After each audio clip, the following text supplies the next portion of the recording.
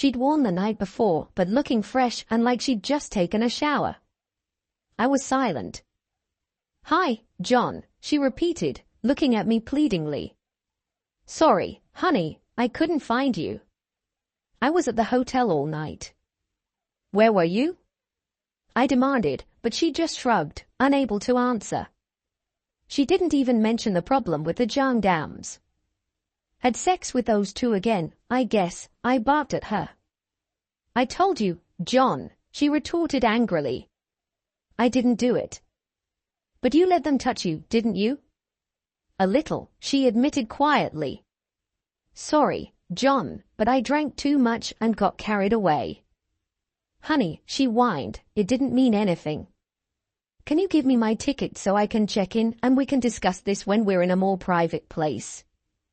"It's in your suitcase, June," I told her. "Where is my suitcase?" June asked, looking around. "At the hotel, where I left it." "June," I chuckled. "Where?" June screamed loudly. "Why did you leave it there, you stupid idiot? How could I know whether you would show up at the airport or not?" I was pleased to point out to her. "I haven't seen you since yesterday." "I don't have time to go back and get it, John," June said, dissatisfied. "How can I get on the plane?" "That's your problem, not mine, June," I pointed out. "You should have thought about this sooner." "But I returned to the hotel, dear, but you were already gone," she sobbed. "Francois and Jean-Claude brought me here to the airport." "Well, ask them to come back and pick you up," I suggested to help her. "I can't," she continued to sob, tears streaming down her cheeks. "They flew back to Paris 10 minutes ago." Our conversation was suddenly interrupted by an announcement that passengers on the ET flight should head to the departure lounge immediately. "I'll just go away for a while, see you in a minute," I told her, almost laughing, although I think the meaning of those words was lost on her as I picked up my bag and left. "But John," she cried, grabbing my hand, "you can't just leave me here alone. I don't even have money." Shaking off her hand, I took out a few euros from my pocket and placed them in her hand. "Here you go, June," I said with a straight face. "That's enough for a taxi, and your credit card is still in your suitcase." With that, I left for my flight, leaving my newlywed standing there sobbing and begging me to come back. "No way, damn cow."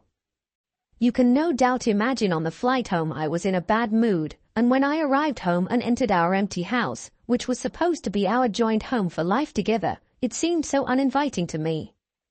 I went to work the next day but didn't tell anyone what happened because I still didn't know how things would work out in the long run. I knew June to be an honest person, so I believed her more when she told me there was nothing wrong with them, but she let them do other things, and perhaps more important was the way she simply abandoned me. I just couldn't stomach it. Then June's mom, Brenda, called that evening, and June still didn't come back or call. "Hi, John," she began cheerfully. "How was your honeymoon?" How exactly was I supposed to respond to this, with truth or lies? "It started out good, Brenda, but the end wasn't great," I replied, testing my words as I thought about what to say. "Oh," she said, not taking the hint, "the weather turned bad?" "Not really, Bren," I said. "I'll come by tomorrow after work and explain everything." We chatted some more, and I carefully avoided her questions about June.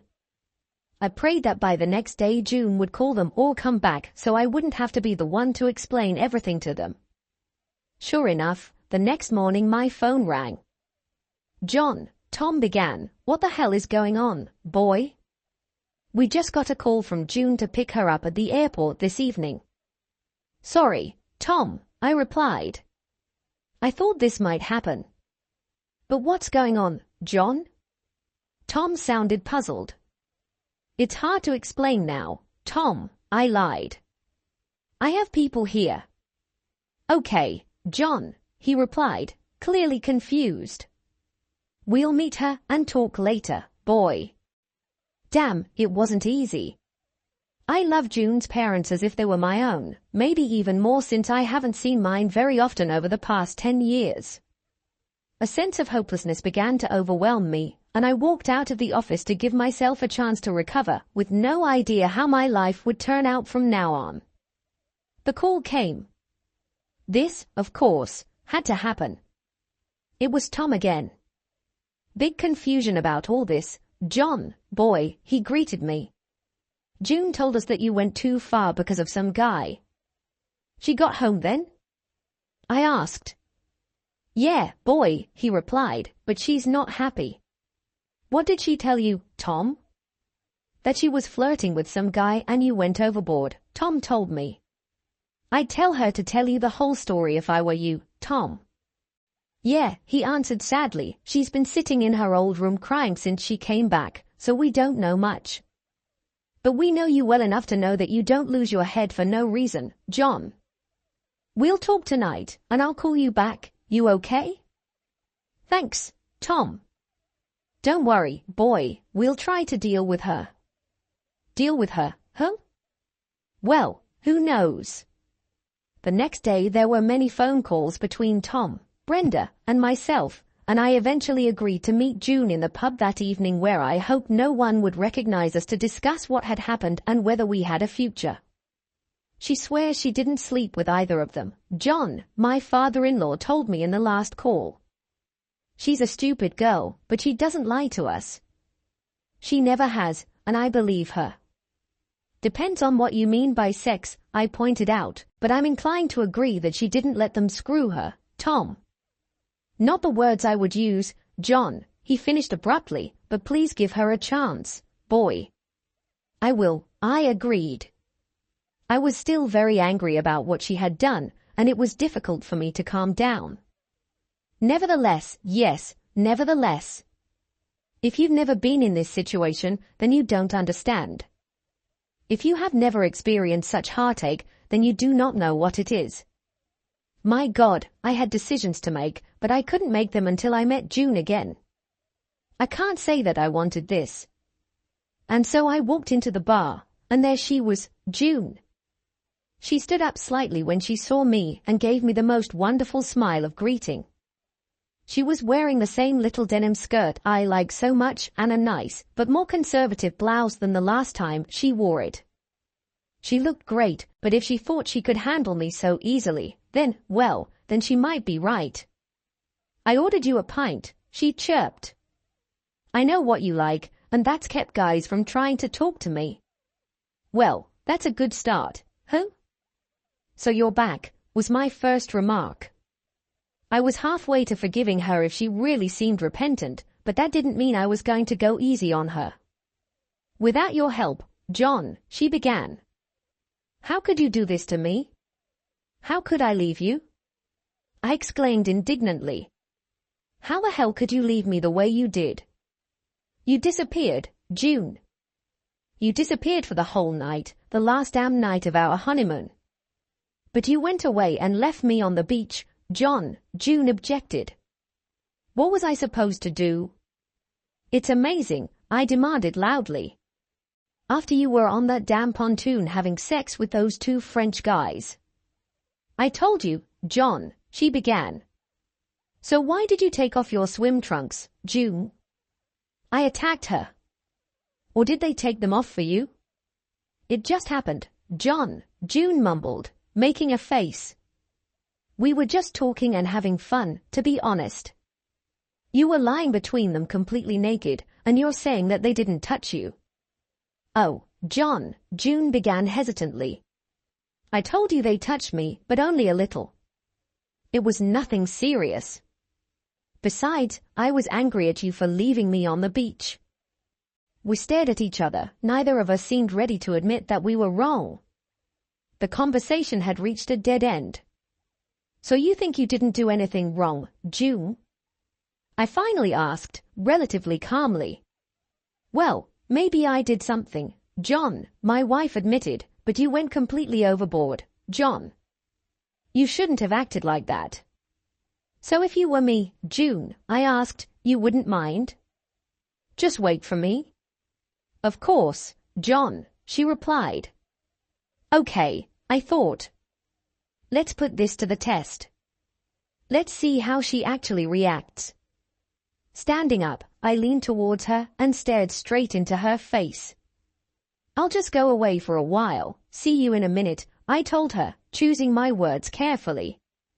Her face changed as she finally recognized the words I had used, letting out a small scream as I walked towards the bar, straight towards the tall, slender blonde I had spotted a few minutes ago.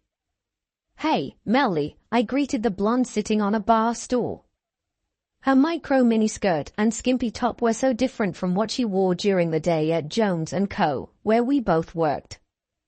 Oh, hi Mr. Parker, Melly smiled at me. I've never seen you here before.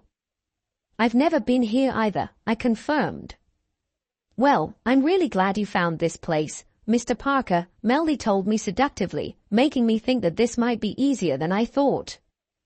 Can you do me a big favor? I continued. Anything for you, Mr. Parker. Melly exclaimed, blinking and turning in her chair to face me, a smile of anticipation on her very attractive face. Jesus, that skirt was so short, and I swear I couldn't see. Of course, she had to wear something underneath. Phew. Well, these young girls today, the way they go out in the evening, nothing should be surprising, I thought.